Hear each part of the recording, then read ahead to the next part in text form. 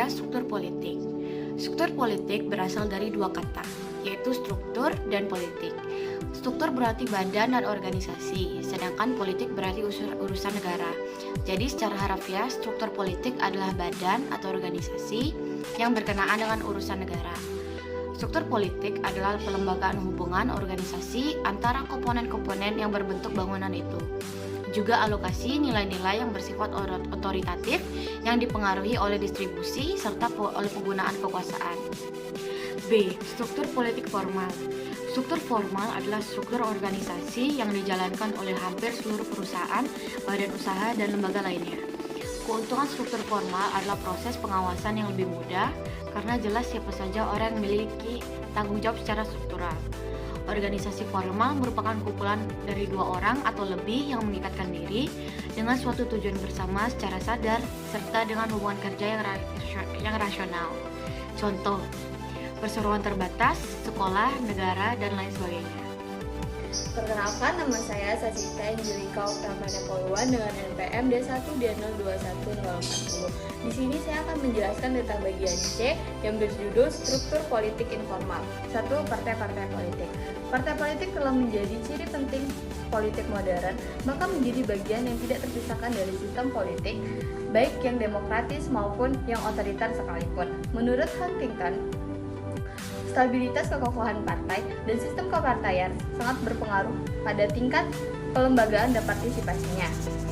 Huntington menegaskan bahwa partisipasi tanpa organisasi akan merosot menjadi gerakan massal.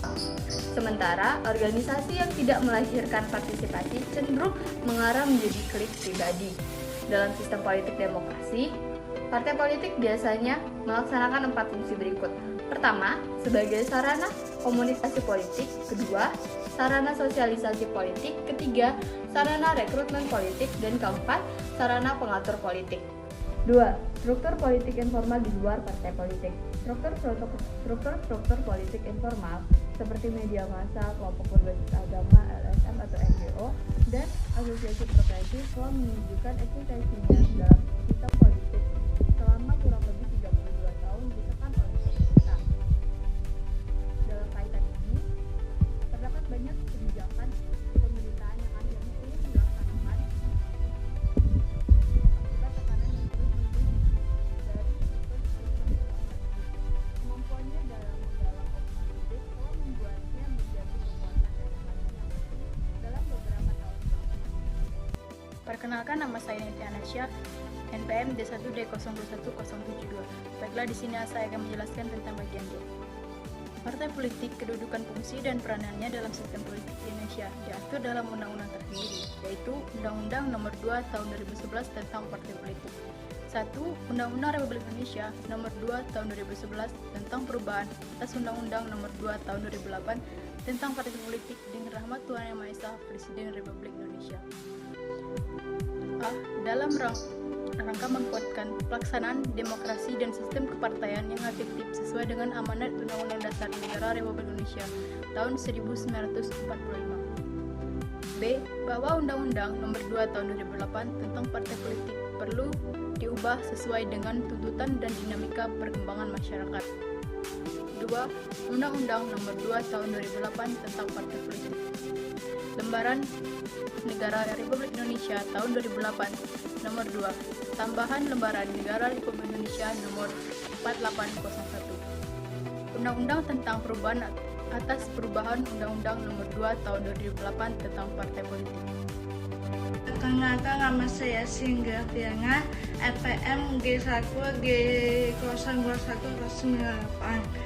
Saya di sini menjelaskan bagian E, perkegiatan sikap politik. Sikap politik merupakan mekanisme sebagai posisi atau pegangan dalam proses politik yang menunjukkan proses yang ada. Oleh karena itu, dapat dimungkinkan apabila dalam analisis sistem, teori sistem, dan pendekatan sistem. Penelitian sikap politik, buku politik, penanganan politik dibahas lebih mendalam dengan dibantu oleh dan memegang penelitian sosiologi dan psikologi. 1. perkenalkan tradisional adalah perkenalkan sikap politik yang memandang bangga pemikiran, kekuasaan, dan keyakinan politik sebagai dasar analisis sikap politik. Mereka ingin memiliki asumsi berikut: A. Kerangka pembagian sikap politik bersifat sepi, dalam hati cenderung dipengaruhi oleh konsep hukum ideologi dan lembaga pemikiran. B. Memfokuskan perhatian pada pengikut lembaga politik, kekuasaan, dan keyakinan politik.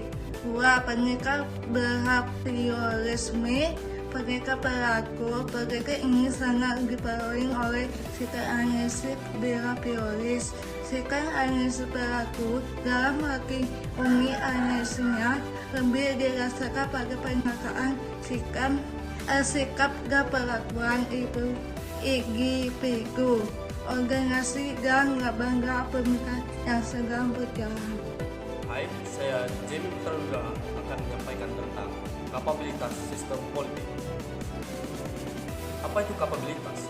Kapabilitas adalah kemampuan suatu sistem politik dalam bidang ekstraktif, regulatif, dan distributif, simbolik, responsif, domestik, dan internasional, mencapai tujuan nasional yang sesuai dengan pembukaan Undang-Undang Dasar 1945. Ada 6 macam kapabilitas. Yang pertama itu kapabilitas regulatif. Apa itu kapabilitas regulatif?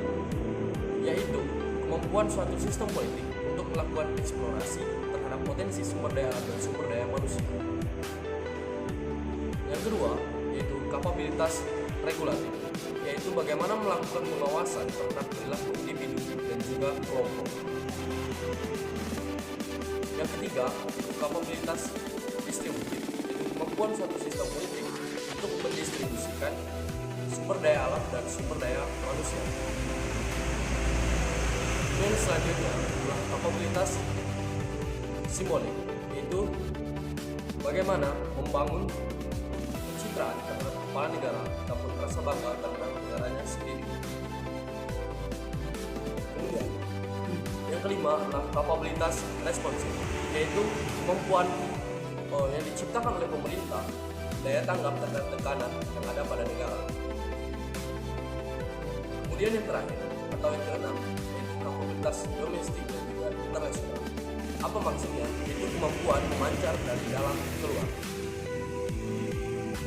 Perkenalkan, nama saya Muhammad Agus Kurniawan dengan nomor NPM D1 di 021078. Di sini saya akan menjelaskan sedikit tentang materi G. Keterkaitan kepentingan antar sistem. 1. Setiap kelompok kebudayaan menerima pesan dari pola asing, umumnya keadaan politik, ekonomi, dan sosial negaranya. 2. Kelompok kebudayaan merupakan kelompok yang bukan terasing lagi, tetapi terjadi hubungan dengan kelompok lainnya atau cultural context, baik dalam bidang nasional maupun internasional.